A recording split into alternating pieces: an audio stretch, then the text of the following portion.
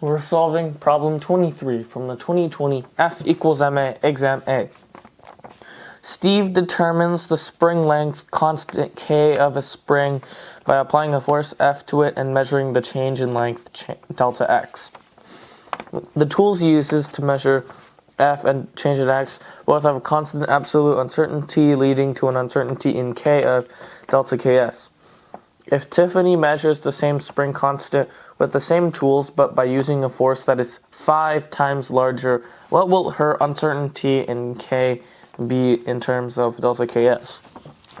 So here we have our spring picture thing right here.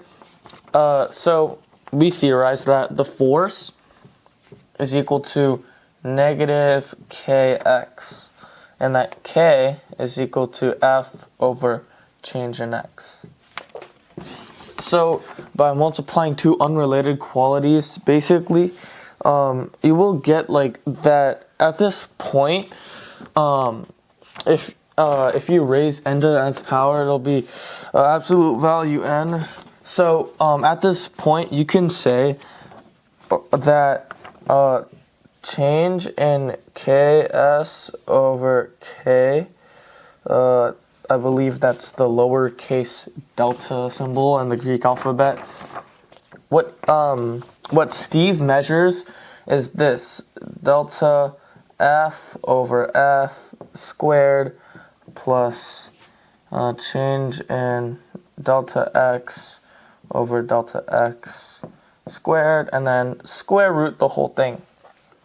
Now, if Tiffany measures this with 5 times the force, the denominators will be multiplied by 5.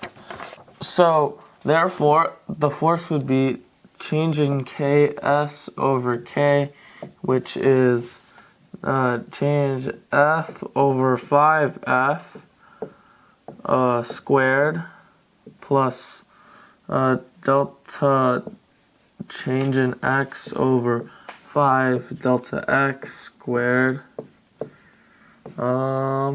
square root it, and all of this, this just comes out to be 0, or not that, but 1/5 Ks over K, or just not this, but just delta Ks. Or since the problem has its answer in decimals, this is simply just going to be equal to 0.2 delta Ks, which is our answer for this problem.